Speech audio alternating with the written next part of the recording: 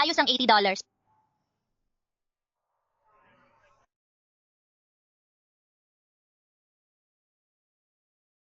Parang di ako dapat masyadong magtanong, baka mapahamak ako dito. Wag kang mag-alala.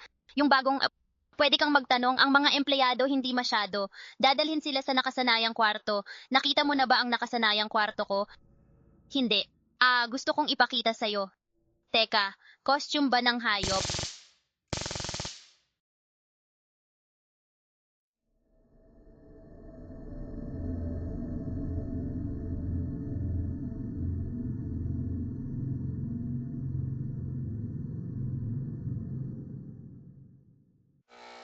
Yan ay, oo, nakikita mo ba to? Nakikita mo ba ang bagay na nandito ngayon sa harapan natin?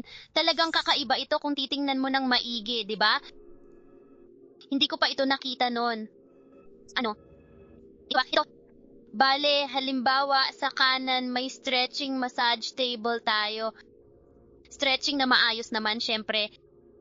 At, teka, mukhang galing Resident Evil to. Ano ba naman ang bagay na to? Ang bagay na nakikita mo ay isang brain massage therapy object para sa utak ng manok. Nandyan ang mga speaker sa paligid para ipaalalang si Kiara lang ang panoorin. Nagkalat ang mga piraso ng Lego sa buong sahig para siguradong lagi kang makakatapak ng mga ito. Mayroong isang ang ganda ng massage chairs dito. Huwag mo nang pansinin yung maliit na kamay na nakaabot. Nag-e-enjoy lang naman sila ng husto sa ginagawang therapy sa kanila dyan. At dito naman sa mga screens, makikita mong paulit-ulit na magpe-play ang aking mga kanta at mga streams. Ang akala ko talaga ay isang nakakatawang meme lang yung usual room.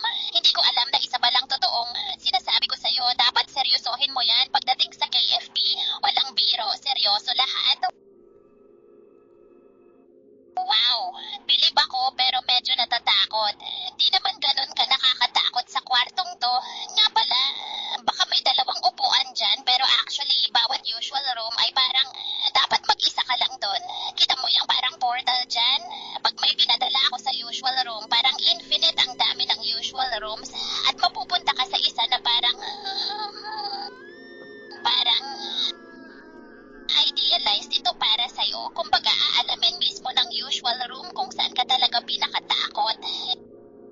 Ipatutupad ito sa usual room para mabigyan ka ng pinakatumpak na therapy. Siyempre, lahat ng to ay parang holiday, isang bakasyon, torture, hindi bakasyon. Na-brainwash mo ba ang mga KFP employee na isiping bakasyon to? I mean, ang daming volunteers paminsan-minsan na gusto lang pumunta rito.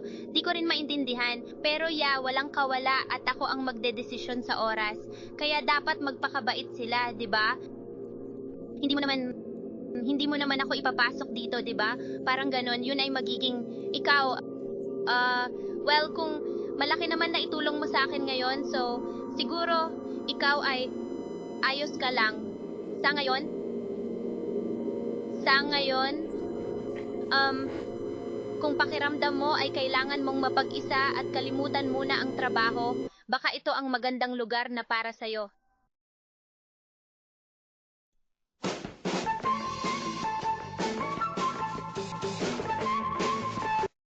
Salamat.